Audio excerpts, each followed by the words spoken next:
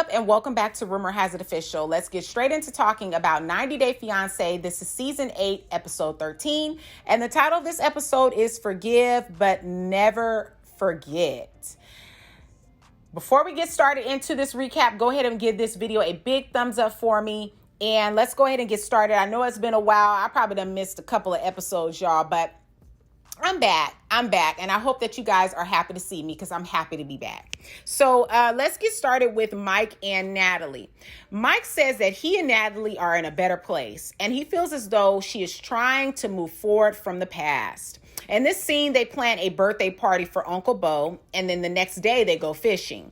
Now, Natalie says that she's trying to have a good attitude about all of this, and it's hard because he hasn't put that ring back on her finger. I think this was the whole reason why she even did all of this apologizing and trying to do better, is because she wants this ring back. So Mike is very aware that her visa will be expired, but says that they just need to focus on making progress. Plus, he's not going to do anything that he's not ready for. Comment down below your thoughts. Let's move on to Brandon and Julia. So Julia felt that Brandon didn't care about their wedding because he didn't help her pick out her dress, and he seemed to be very bored during the fitting.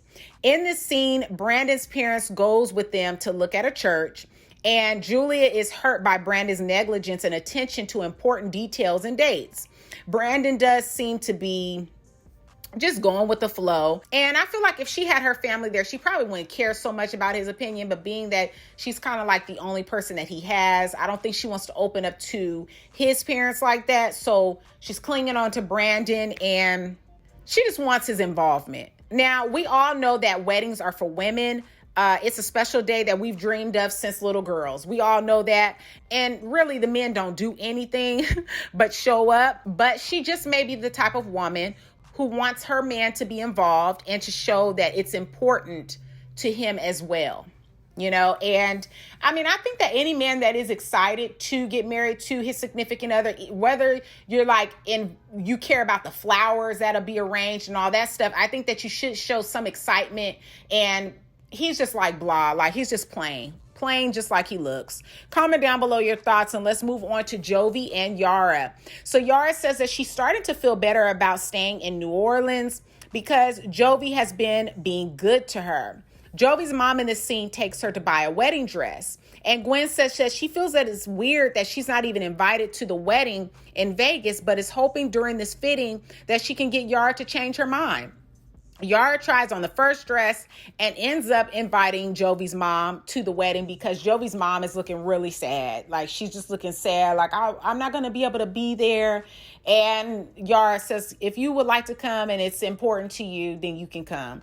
So comment down below your thoughts, and let's move on to Hazel and Tarik. So Hazel didn't react so well to seeing Minty on the video chat in the previous episode. And Hazel tells Tarik that she's mad. She allowed the call because she wanted to see if there was still something between Tarik and Minty. And Tarik tells Hazel that she needs to trust him.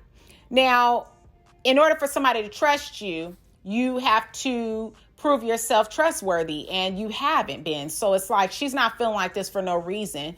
You contacted the young lady after she told you to cut it off, and you contacted her because you wanted to, not because you needed to, and it was a strong need. You know, you wanted to. Tarik tells Hazel that she needs to trust him, and Hazel feels as though Tarik is being defensive and doesn't believe Tarik when he says that he is no longer in contact with Minty.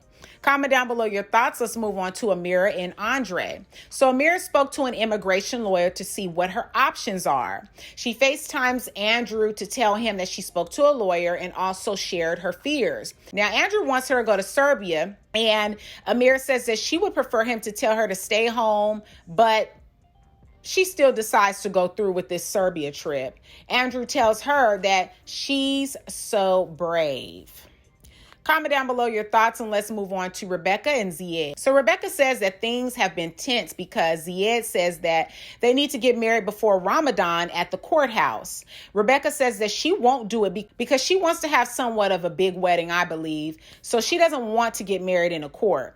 Zied is picking and choosing when he wants to uphold his beliefs and religion. I I don't understand it. You know, he's already living with Rebecca. They've already been intimate and have stayed in hotels together. But now he's, you know, he says that he's not happy and that they have to get married before Ramadan. But I feel like eventually Rebecca's probably going to end up caving in and doing what he wants. Because he's like, you know, well, I'll just leave. And I'm thinking to myself, well, you don't have no job, no money. Where are you going to stay? And she told him that he could stay with her daughter and son-in-law. And I'm like, how are you just going to tell him where he could stay? And you haven't even ran that by your daughter.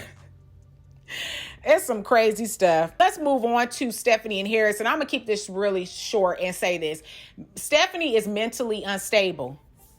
She is mentally unstable. Something's going on. I don't know if she take pills or what she's on, but she's always seems so loopy and out of it, like she's on some type of medication. So now she has now moved on to Ryan's cousin. Now this is about Stephanie and Harris. No longer Stephanie and Ryan. This is about Stephanie and Harris, which is Ryan's cousin. And she's telling him, can you just stay with me? And, you know, it'd be so easy for me to, you know, I wish your name was on the paper for the visa. And he, has no problem saying that he would have a better life in America, better opportunities. You know, he knows she comes from money, that people in America have money. Like, we know why he done jumped on board. He probably been planning this for a while. As soon as he seen how Ryan was getting treated, he was like, oh, no, I'm tired of working the farm life too, doing all this stuff. I'm trying to get where he at. So I got to figure out a plan how to bump him out. And that's basically what he did. Bumped his cousin right on out so he could slide right on in. Because soon as she called him, he was like, I'm on the plane. Dude took about, I don't know how many, not a plane, but the bus. He took, I don't know how many bus rides and walked just to get to her.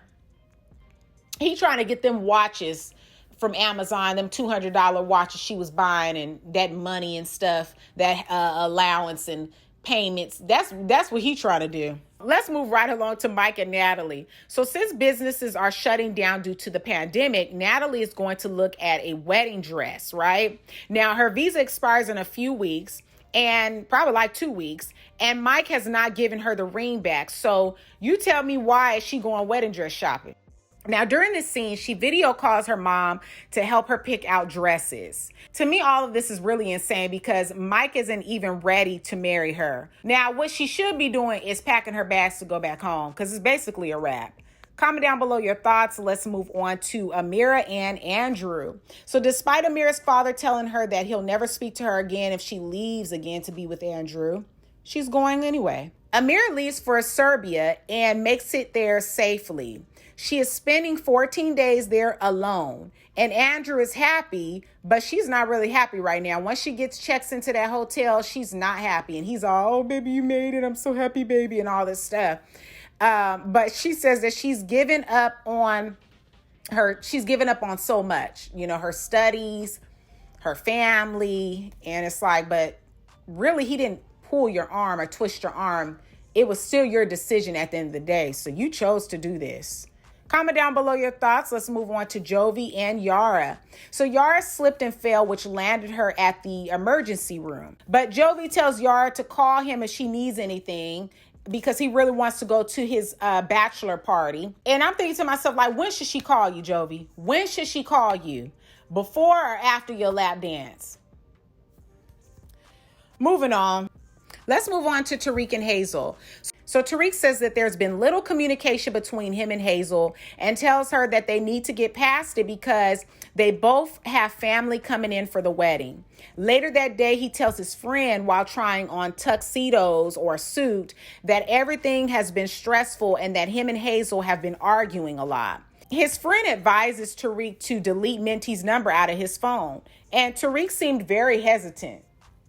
Like he had to think about it. You know what I'm saying? Tarik really needs to be with Minty or be single, because like you could tell that's where he want to be. He likes Thai girls, okay? And Hazel's not Thai. So if that's really what you want, go and do that. Go do that. Comment down below your thoughts. Let's move on to Brandon and Julia. So Julia feels as though when she was in Russia, Brandon showed more excitement about marrying her, but now that she's in America, not so much. She wants to feel like he cares about their wedding day. And Brandon sits there speechless and responds by saying that he's sorry if it's not his favorite thing, telling Julia that she's just upset because he doesn't share the female fantasy of a wedding day. Brandon says that he wants to marry Julia to make her happy and is doing it for her. He should be excited about their wedding day, though, as well. If he's not, maybe he should rethink getting married, because you shouldn't be just doing something just for me. Like, you should be doing it because you can't wait to marry me.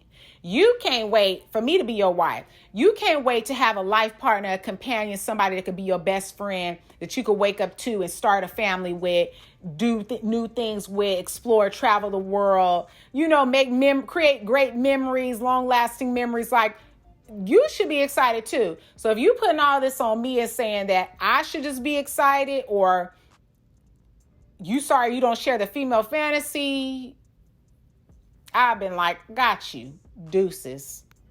Got you. I'm going home.